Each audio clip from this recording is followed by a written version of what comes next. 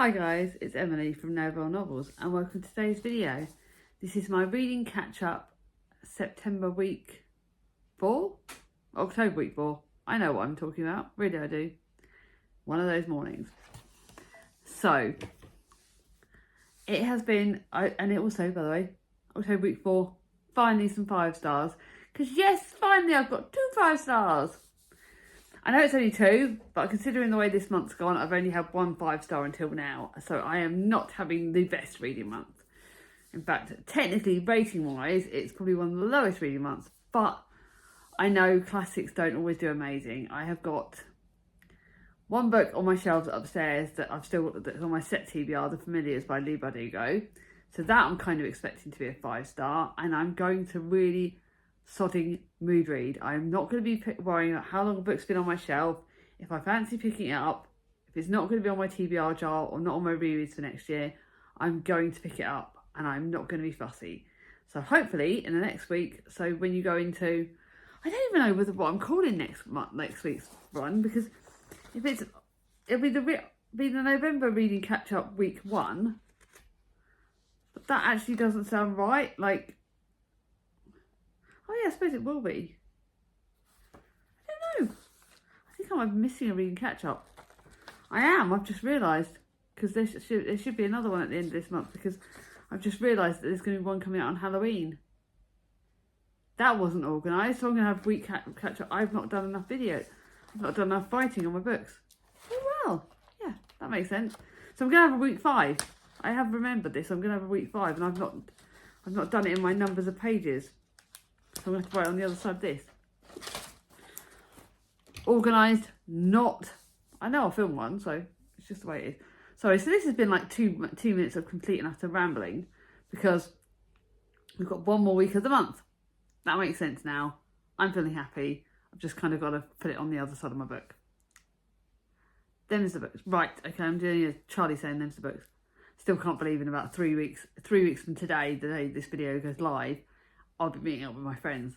Still can't wait. Right, anyway, so what am I currently reading? I am currently reading Felix Holt by George Eliot. This one, I don't know if I'm just over halfway through. I don't know if I'll be able to finish it before this video goes live. And as much as I loved Adam Bede, this one, do you know what? Felix Holt, I can barely tell you anything about it. I am not literally, it's going in my good eye and out my blind eye. So this apparently is about the Reform Bill and contrasting the 2 lives of 2 women, Mrs. Transome, an unbending, bloodless woman who embodies the worst elements of the past, and Esther, who fights for the freedom of her Transome connection to face the virtue with Felix, whose politics and attitudes embody a vital and creative future. I'm not sure how much I'm grasping this, not really connecting with it, but you never know, it's just not the best. Then I've got my Sherlock Holmes the 5 Orange Pips and Other Cases by Sherlock Holmes, by Arthur Conan Doyle. About halfway through this again, 167 pages, and yeah, about halfway through. Some of the short stories I'm really enjoying more than last time I did this. So I'm trying to read like a short story a day, or like some days I'm reading 2. Today I've got to read The Adventures of the 5 Orange Pips, which is a really short one. So I might pop an extra one in later on today. So some days I'll try and read 2, some days I'll only read 1. Yeah, the second one's not too bad, so I might try and get 2 in today, because I've got, obviously tomorrow I'm working. Days live I'm working, but some of these are really good. I'm not a massive one for short stories, but it's good. And then last night, because I finished one of my books yesterday, right about 9:30. So, oopsie, what have I dropped? Oh, I've dropped my phone case. See, you guys don't give me editing. You guys are seeing all that. So I've actually, read... Actually, what did I do? I'll tell you that in a minute. Yeah, so this was one I started last night. It came off my shelves. It's the first of one of the Christy Barlow's series. I love Christy Barlow's books. And this is... Verity Calloway is running away. The plan is simple. Hop on a reliable caravan and cross the channel for 6 months of travel. But when Verity stumbles across a decades-old postcard while preparing her cottage, for the temporary tenants. Her life takes an unexpected turn and she finds herself on the ferry to Poppin Island instead. I've just literally got to that bit in the book yesterday. Verity's childhood was filled with tales and adventures set on the picturesque island. But what she'd always thought her beloved granny had made it up. Now, knowing the stories and setting were real, Verity is determined to find the postcard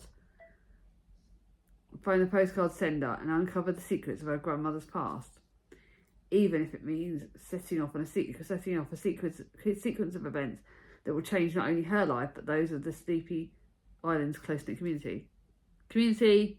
Second chances definitely sounds good. I'm really looking forward to that. Looking forward to carrying on with that. So now, yet again, I'll explain obviously at the end of the video, but I've finally had some quiet days this week, which is what I blooming needed. So I've actually read 8 books again, but 2 of them are 5 stars. One of them's 4.5 stars. I am very, very happy with what I've read. So the first one was my disappointment of the month, and it actually is probably my disappointment of the whole month actually. This is Wilkie Collins' book, No Name. And I love Wilkie Collins' writing. You guys know this. I absolutely flipping love him. But this one was a bit of a flop. It was only 3 stars.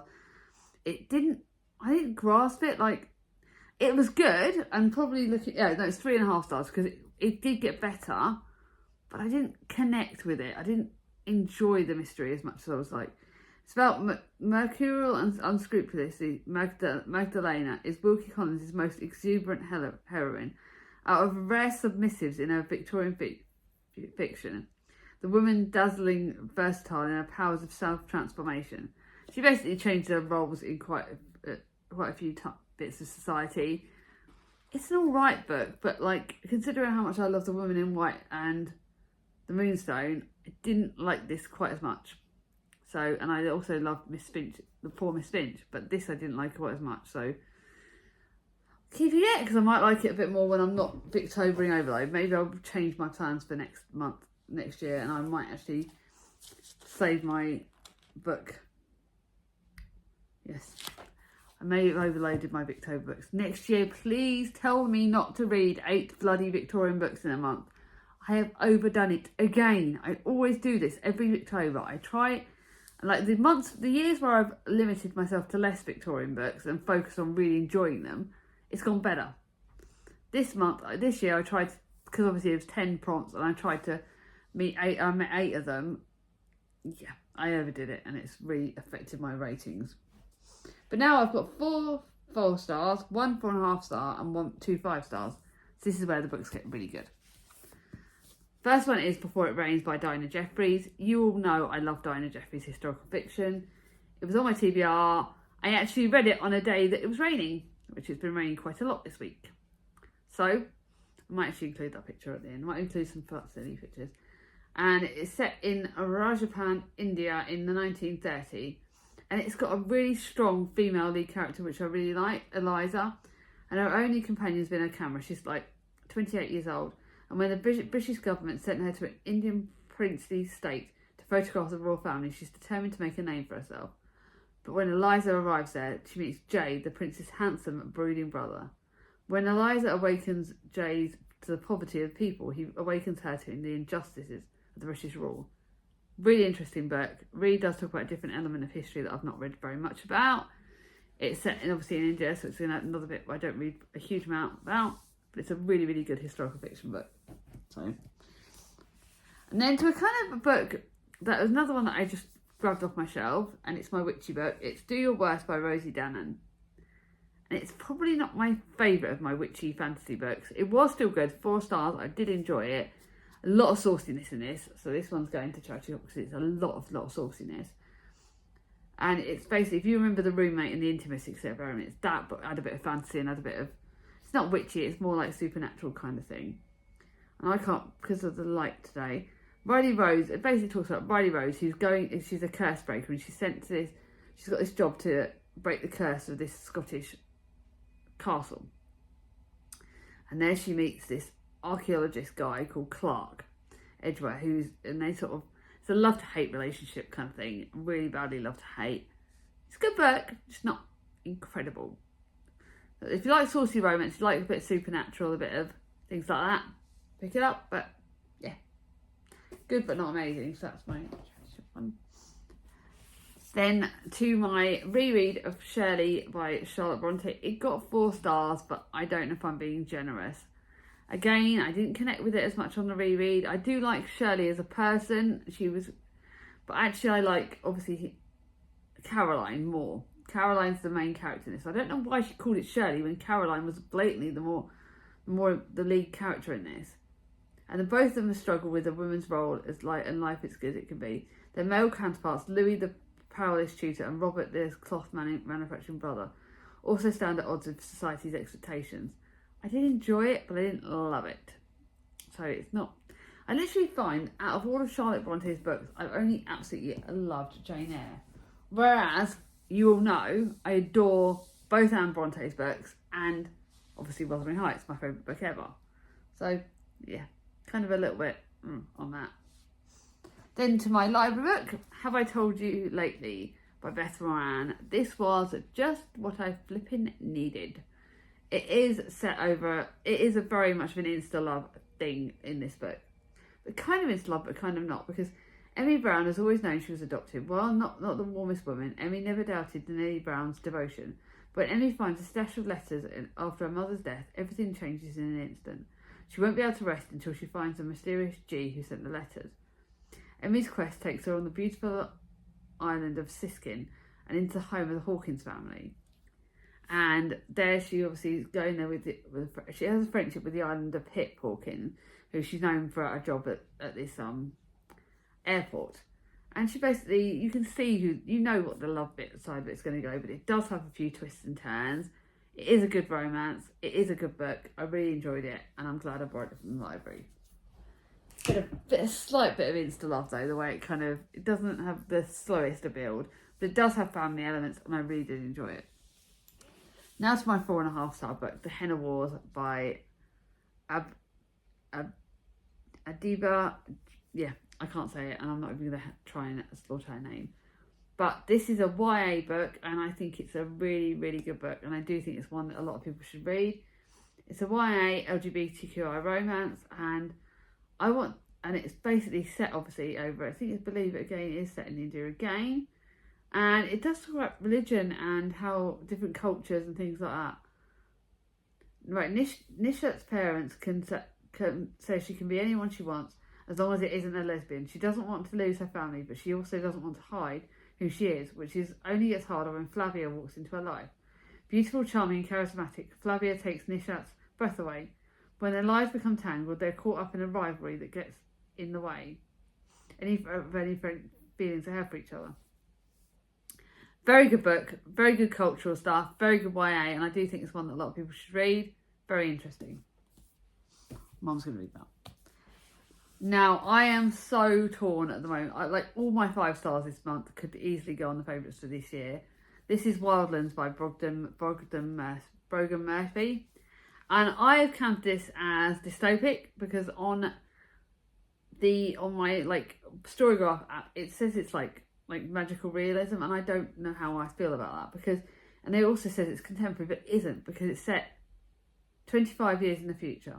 No humans are allowed in the wildlands, a vast rewilded area of Britain where the wolves, lynxes and bison roam free.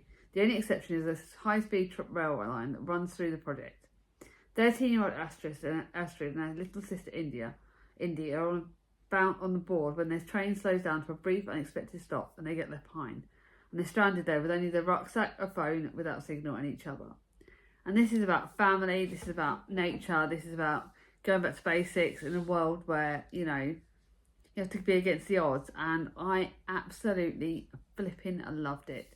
I've forgotten, when I got this on one of my London trips, and I've forgotten it's a signed copy. Sprayed edges. Stunning book. It's one that I think I would definitely like to reread at some point, because you can learn a lot of lessons about nature and what we do with it, and there's a lot of sort of dilemmas about how we could change the future. And if you think already now what we're doing to nature, and it's very much of a nature friendly book, and I think it's very perfect for the autumn. But yeah, definitely one I thoroughly recommend for everyone. And then lastly, you knew I was going to love this. This is Foxglove by Adeline Grace. It's supposed to be a buddy read. Cat, not exactly the best at buddy reading, but we had it's the second in the series. I can't tell you too much because it obviously is connected to the first book. But we are focusing on Blythe again. No, we're focusing actually on Signa. And her and Death have a very interesting tale. But, right, if you don't want to know about the second book, if you don't want to know about the first book, if you don't want to have any spoilers for the first book, wait until this book goes down, because I'm going to give you some spoilers now, okay? So wait. Basically, right, now I'm going to start talking. Now. Right. So, in this, we're focused a lot on Blythe. And Blythe meets this guy called Fate. Or he has a different name in here. It's called Prince Aris. Fate and Aris are in this quite a lot, and they are quite prominent lead characters. Blythe has her own chapters, and it's not just about Signa. Although Signa has some things that happen, and Signa and Death. And Death is another lead character who I bloody love. Why is it with me and Death, right?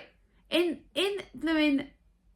another book that I loved, oh my god, not the End Crowns or the other one I loved, Girl, Goddess, Queen.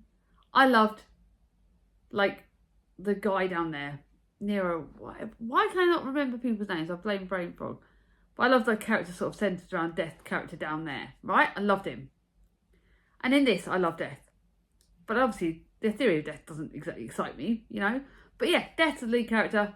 Why is it in this book he's portrayed as sexy as God? And he's portrayed gorgeous, and I think, oh my goodness, he's gorgeous. But yes, this book was flipping incredible. It had so many twists.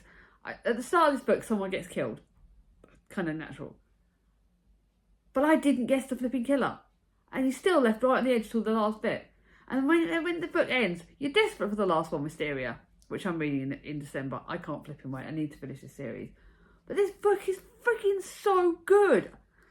It's, considering how dark and like gothic and perfect for Gothtober it is, it's flipping incredible. I bloody loved it. Smashed it out of the park. Not one for Mum though. Yeah. Seriously, guys, if you've not read Belladonna, read that first, then you've got to read Foxglove. They are incredible. They are, like, flipping, could be potentially one of my favourite series. It's incredible. Right, now to the life bits. So, yet again, I'm sorry I'm getting comfortable. Yet again, I've had a few bad pain days that have been unfortunately connected to work. That's not work's fault, that's just me, it's my knee. But Friday was a ridiculously bad pain day, and I left in tears again. And it was really bad, and I was like, literally felt like I just did not know what to do with myself. I was very low Friday night. So Saturday, and also because Saturday was the anniversary of my dad's death. But Saturday I picked myself up, we had a family roast, and that was really, really good. I had my mum over for dinner. We did what Dad would have loved. We had a lovely family roast. It was really lovely to have family time. Sunday was another bad pain day. Saturday was a bit uncomfortable. But I managed it a bit better. So I've had quite a week after that. I've literally had Monday I was doing food with Mum. Tuesday I didn't see. Oh, I went walking with my friends, which was brilliant for my mental health. Loved walking with them. Tuesday I literally had to stay at home in my joggers, in my, like, no makeup, which was just what I flipping needed. I didn't film, I didn't do anything. I literally did housework and that was it. And then yesterday I was a bit busy with housework and bits and bobs, and Thomas's parents' evening. By the way, guys, he is smashing it out of the park. So proud of him. And then today, obviously, is and then the basic bit of today is my last day at Baz Books. So by the time you would have seen this, I would have had the last day. And I feel sad for it coming to an end, because obviously it's been about a good 3 or 4 years that I've been there, and I've loved it. I really have loved it. But especially with what's happening with my health at the moment. We've got the letter from my spinal surgeon. I've got that appointment in the 2nd of January, so I've got to keep myself going till then. But yeah, kind of like I need to be stopping and looking after myself. And I want everyone that if you are overdoing it, if you are doing things like that, just stop, look, and do what you need to do to take care. Right. I'm looking at the way the weather's been this week. If you got to the end of this video, leave a rain emoji because it has been raining a lot, and like today's raining, and it's just, yeah. Leave any of the rain emojis if you got to this video, end this video. But what books are you liking? What books have you been reading this week? What have you been up to? Let me know in the comments down below. If you like this video, give it a thumbs up. If you're new to my channel, not subscribed yet, ring on my ding. Bye bye.